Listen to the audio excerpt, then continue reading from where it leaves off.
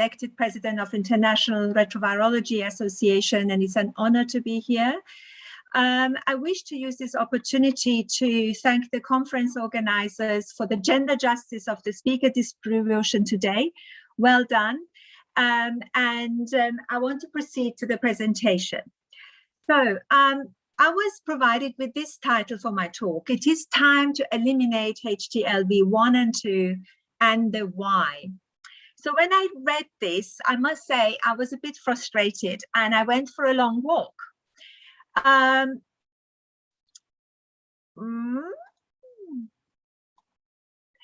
so I was thinking, the why, really? Have we still not moved beyond this question? The reason why I think this way is because, as far as I know, nobody wants to have an STI. You know, HTLV is an incurable oncovirus. It's integrates itself cleverly into your DNA and spreads through your body. Nobody wants an STI.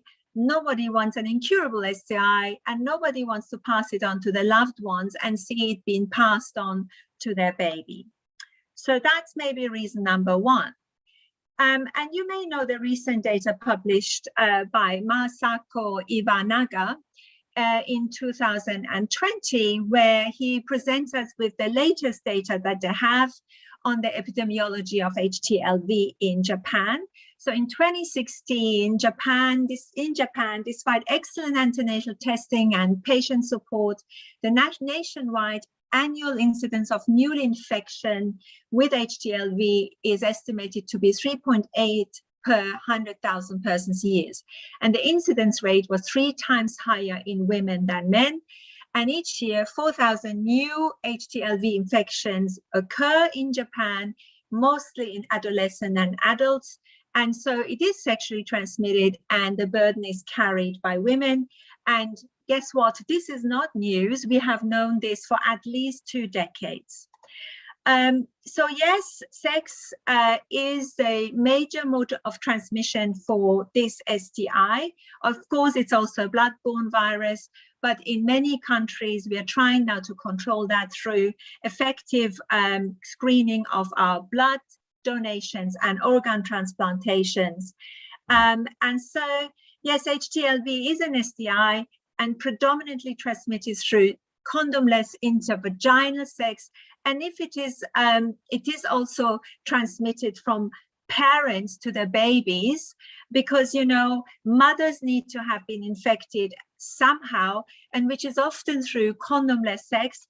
And please do recall that the most common mode of getting pregnant and making a baby is also condomless sex. So this is all connected. And yet we come back to what I see in my clinics. Nobody wants to have an incurable virus, of which HTLV is one. So if that doesn't persuade you to eliminate HTLV, let us look at what else it does to people. So who wants to die of cancer? I guess none of you. I don't want to, for sure. And this lovely patient of mine, and Graham Taylor, died of his HTLV-caused adult T-cell leukemia. As you know, lymphoma, actually. In his case, there are 4 different forms and 2 aggressive forms. He suffered from lymphoma. So a lovely lecturer who was seeing us initially for HTLV uveitis, then for HTLV myelopathy. And because we could not cure him of his HTLV, he sadly developed lymphomatous ATLL. All his lymph nodes were packed with HTLV cancer cells. They were swollen, they were painful. And no matter how hard we tried, he still died of ATL at the end. And that was at one of the best HTLV care facilities in the world, at the National Center for Human Retrovirology. And he survived only 6 months. And let me tell you, these weren't comfortable months for him. He was given all sorts of chemotherapy. He was enrolled in a clinical trial, and he was mostly hospitalized. It was a very uncomfortable, low quality 6 months of life for him. And it certainly traumatized me, and I'm sure Graham was also suffering. So it's another really good reason. So who wants to die of cancer? This question, you can repeat that to yourself whenever you need motivation, because over the last decades, the mortality, the survival of people who suffer from ATL hasn't really improved. And you see these Kaplan-Meier graphs, which some of you may be bored by, because we see this again and again, and not much has changed. The median survival of aggressive types, despite chemotherapy, is only 8 to 10 months. And by the way, as discussed, this is quite miserable 10 months for those who are suffering of this. And I think by now you get the picture of what patients and their health carers have to face, because we can't cure patients of this virus, and we can't cure almost all of our patients unless we take very drastic measures of the ATL. And we have this again confirmed by recent data by Masako Iwanaga, in that between 1999 and 2017, the number of deaths due to ATL, which is 1,000 patients each year, I repeat, number of deaths due to ATL in Japan is 1,000 patients per year, has not changed over the last 18 years. So moving on, let me ask you, who wants to be forever wheelchair bound with HAM-TSB? My own research at the National Centre for Human Retrovirology, Imperial College London, was on the natural history of HAM-TSB. Patients are wheelchair bound by about 20 years after diagnosis. Now, this is again not just some lovely woman sitting in a chair comfortably. No, it starts with being unable to hold your urine, unable to catch a bus, unable to take your child to school, unable to go to work, unable to continue education or participate in the social life of your family and friends, which leads to utter isolation, associated and combined with lower backache, spasticity and stiffness of the legs, hyperreflexia, which is quite unpleasant, bladder and bowel dysfunction, and sexual dysfunction. It is a miserable life. So who wants to go blind? HTLV1 uveitis, alveolitis, shortness of breath. I'm sure Lloyd has a lot to tell us about that.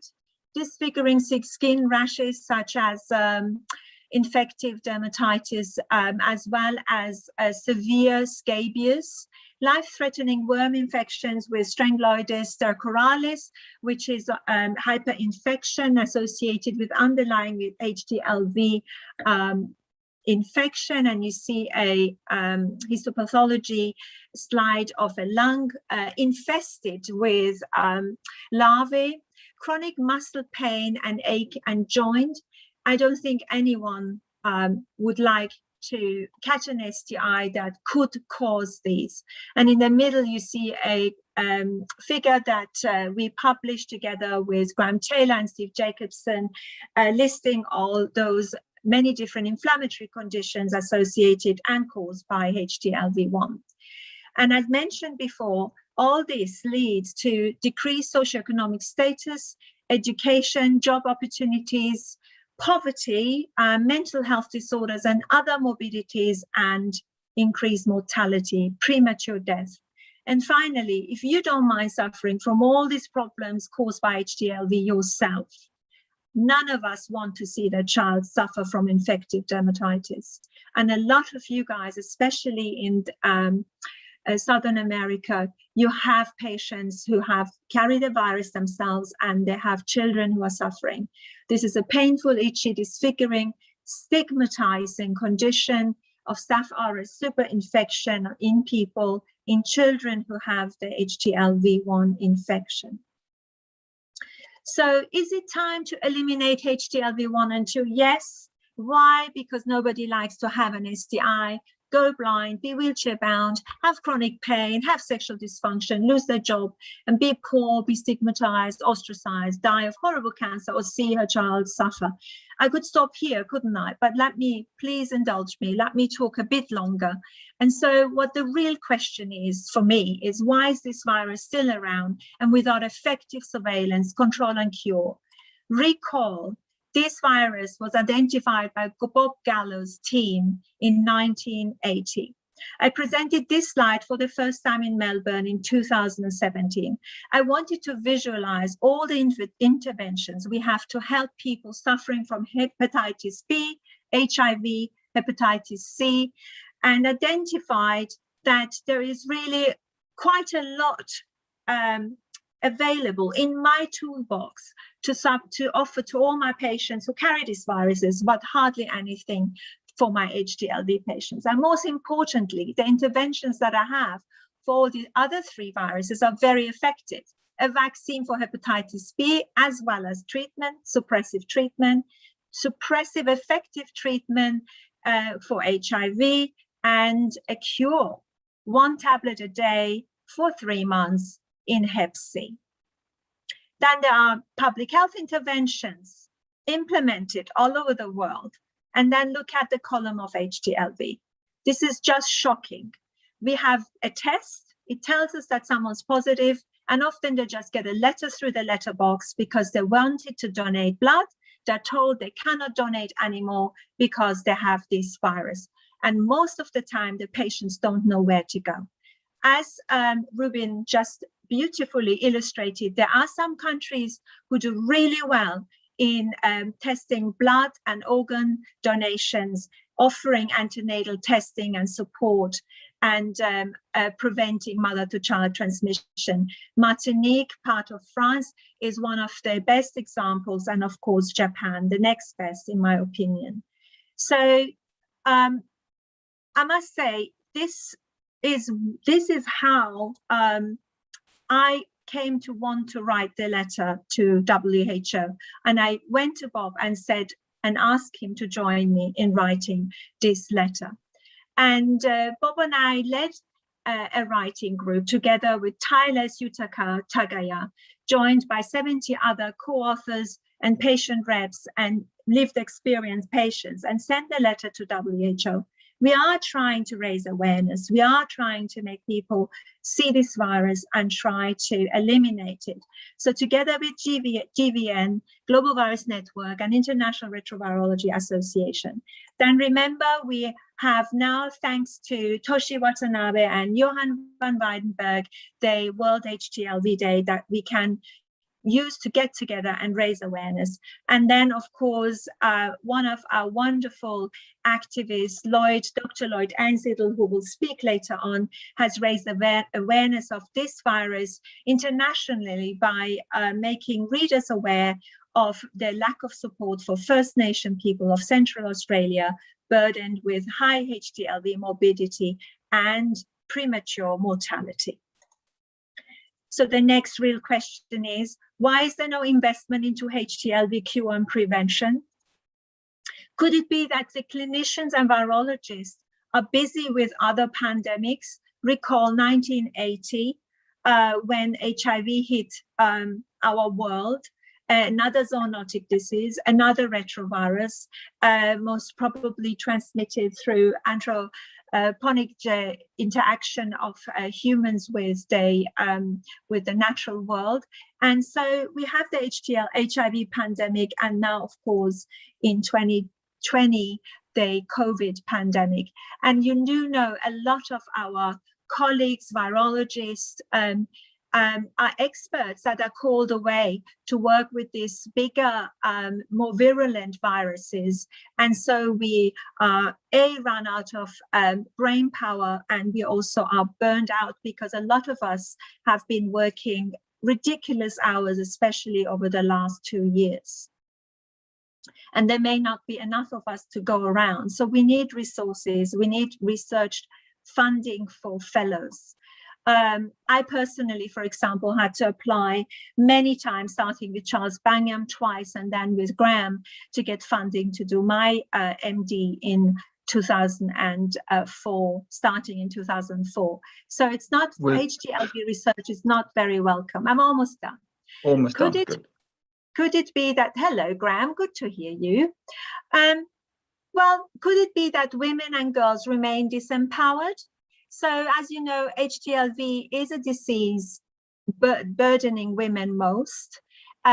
Poverty, women and girls discrimination against Indigenous people leads to lack of education of this cohort, little health education in this cohort, almost no sexual health education, and lots of STIs, babies and parent to child transmission. So like most STIs, this affects girls, women and their babies, perpetuating a vicious downward spiral. We need to empower our women and our First Nation people. Yes, it is time to eliminate HTLV, but whatever you do, include people burdened with HTLV into your research design, trial and ethical committees, service development. Remember, patients own their results. If you take bloods from them, you need to go back and give them the results and connect them with services, connect patients with HTLV services, support partner notification, and invite people burdened with this virus to speak at our meetings. Nothing about us without us, invite your patients. So, and finally, a plug for the conference coming next year. Please come and join us, and a podcast on this World HTLV Day. Thank you.